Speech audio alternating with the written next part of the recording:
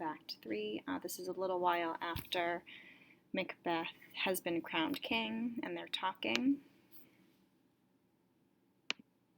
My former speeches have but hit your thoughts, which can interpret further. Only I say, things have been strangely born. The gracious Duncan was pitied of Macbeth. Merry, he was dead. And the right valiant Banquo walked too late. Whom you may say, if it please you, Fleance killed, for Fleance fled. Men must not walk too late. Who cannot want the thought how monstrous it was for Malcolm and for Donalbain to kill their gracious father? Damned fact. Okay, so at first it seems like Lennox is just talking about Macbeth and saying that Fleance murdered Banquo and that Malcolm and Donalbain murdered Duncan, but actually he's being sarcastic. So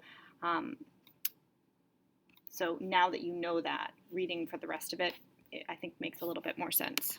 How it did grieve Macbeth!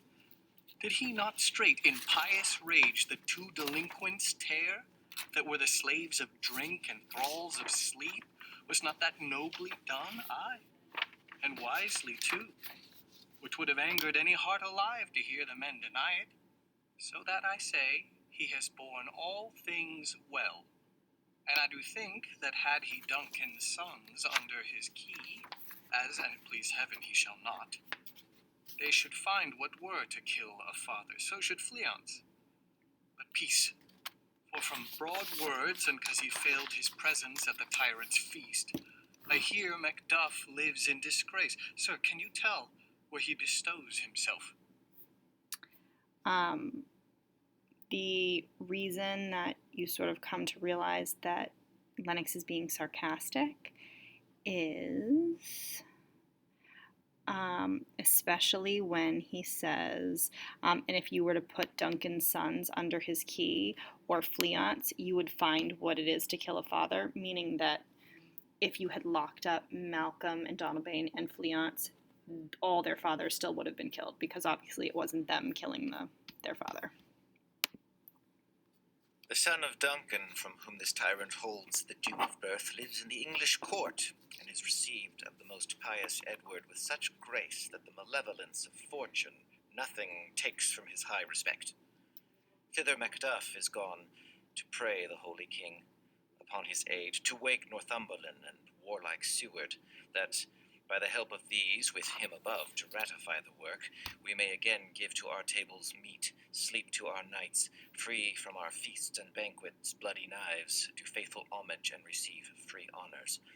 All which we pine for now, and this report hath so exasperated the king that he prepares for some attempt of war. So we find out from this man, the Lord, that Macduff is over in England with King Edward. It's a good king. And we know that Malcolm is there as well. So it's Malcolm, Macduff, King Edward, and then Seward is the general, the English general. So all together, these guys are going to work to restore Malcolm to the throne and to kick Macbeth out. Sent he to Macduff? He did, and with an absolute "Sir, not I," the cloudy messenger turns me his back, and hums, as who should say, "You'll rue the time that clogs me with this answer." And that might well advise him to a caution to hold what distance his wisdom can provide.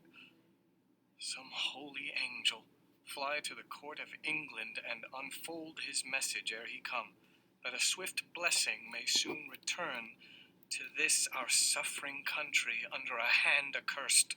I'll send my prayers with him. So the hand accursed obviously is under Macbeth's rule, and the swift blessing is the war that they're planning, that Macduff and Malcolm and King Edward and Seward are all planning against Macbeth. And that ends Act 3.